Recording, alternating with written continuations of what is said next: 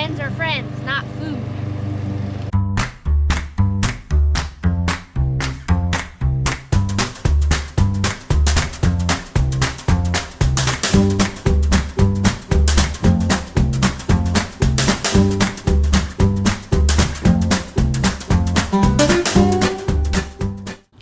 Welcome to Cribs, the Keough Hens Coop edition.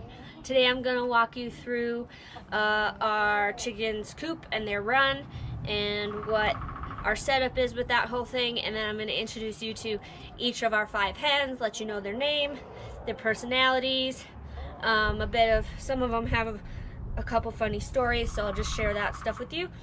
So let's go.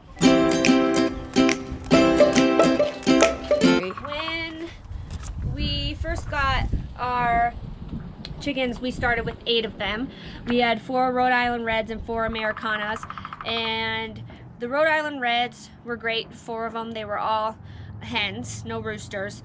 And then our Americanas, we had 3 hens and 1 rooster, and we actually ended up posting him on Craigslist because in city limits of Colorado Springs, you're allowed to have 10 hens and no roosters. So we posted him on Craigslist, and a family that lives in Peyton, Colorado, that's on a farm, they came and picked him up, and supposedly he was a really rare Americana. He was all white, like super pretty bird, and they were super excited to have found him. So he lives on their farm now. We get pictures occasionally, which is fun.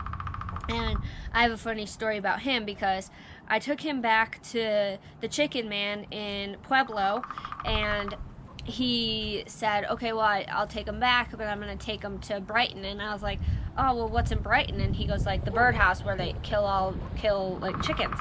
And I was like, oh, okay. And so I left and drove home. And then on the way home, I totally freaked out and was like, oh my gosh, they're going to kill my Lily. So then I called him when I got home and was like, no, I'm coming back tomorrow to pick up my chicken, and you are not taking him to Brighton. Like, I'm coming back and getting him. So I ended up going back and getting him the next day. He stayed here, and then we posted him on Craigslist, and then now he lives on the farm. But that was like a really, like, I'm confused as to what's happening. I'm really naive. Like, you're actually gonna kill this bird. I thought he was just gonna stay and live like a happy life on your farm, but that's not how it was gonna work. So that was a bit stressful and traumatizing, but I saved him. So, all right, let's go look at the coop. It's funny, really. This is our run. We've extended it now because when we first got the birds and we moved here, they had a whole roam of the yard. They would always like hop into the neighbor's fence and stuff like that. But now that we have Lucy and she loves to eat chicken poop, we've divided them off. She's not aggressive with the birds or anything. They've had head-to-heads. She's actually gotten pecked in the nose a couple times by our hens, but the eating poop thing's kind of gross. We don't know how to like break that. So we've tried a couple times, but we have been unsuccessful. So we have them spaced out. We have a couple plans this summer for kind of making their run space a little nicer, but they have the whole length of this yard, so it goes to the end of our backyard all the way to their coop and a little bit behind and under it. So they have good space for only 5 birds. That's plenty of room. They have some grass and they have trees to hide under and stuff like that. So it's a pretty good setup. And then this is our actual run that we have like divided off. We have it pretty secure under here so nothing can dig under. This super fancy wire so no raccoons or anything can like reach in and grab them.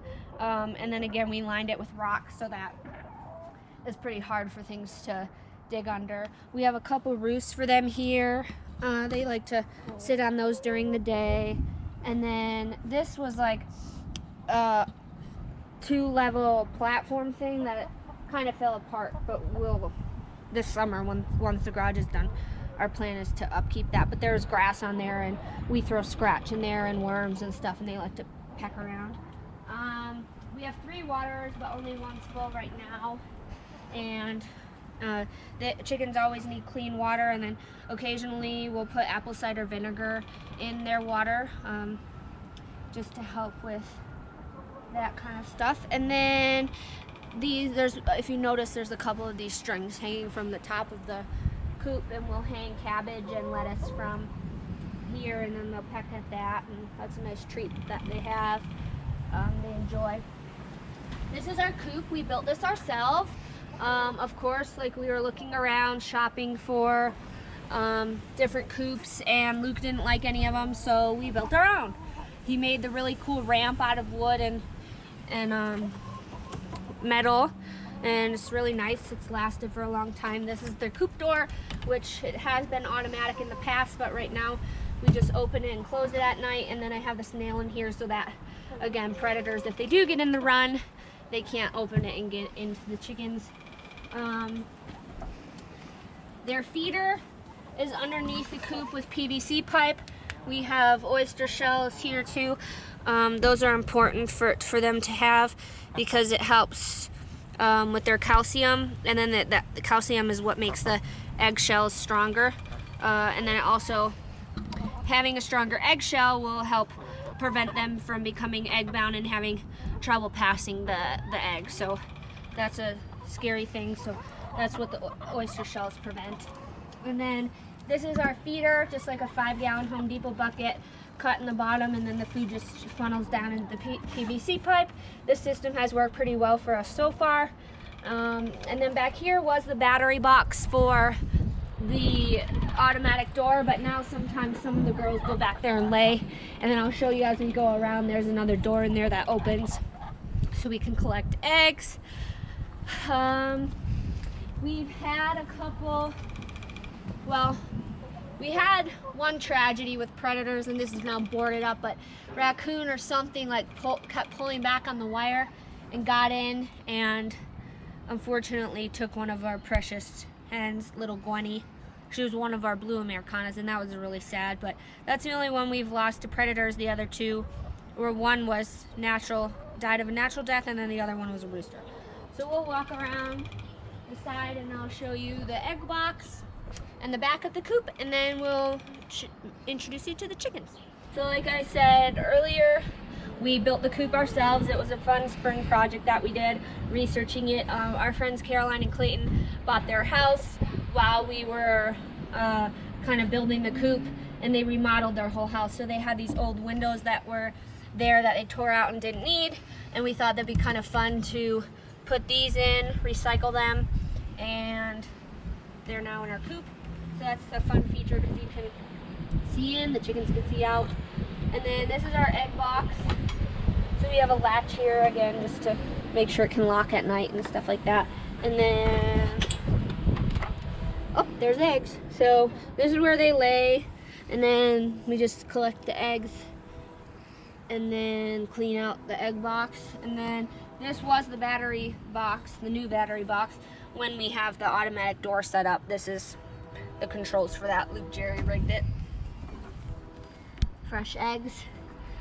No egg is better than a fresh egg. All different. Even the $10 cartons you buy at the store don't compare to fresh chicken eggs. I'm glad we don't have to buy them. Okay, so then we'll go down here.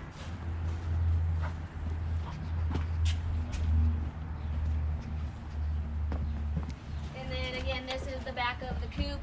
Luke made these really cool doors to match the ramp, and it's just a fun thing. And then I actually snuck into the woods on some mountain bike trails and stole these big logs. Those are roosts for the chickens. They sleep up there at night. That's how they would sleep in the wild, is in the trees. So that's what we have here. Makes them feel safe. And then we just have this for in the winter, just kind of like help them insulate. This is in here, but we actually don't turn this on. It's a heat lamp, but it doesn't get that cold here, so we don't really need it. Not like Wisconsin where it's -20 and your chickens are frozen. But yeah, that's our coop. Super nice setup. I mean, if anyone has any other cool setup ideas, I'd like to hear about them, because it's fun to see other people's chicken coops. So now let's go meet the girls. Okay, we can turn it off. This is Hazelbee, and she's actually my favorite chicken. She's the friendliest one too, super sweet girl. We got our Rhode Island Reds from a little boy in Fountain.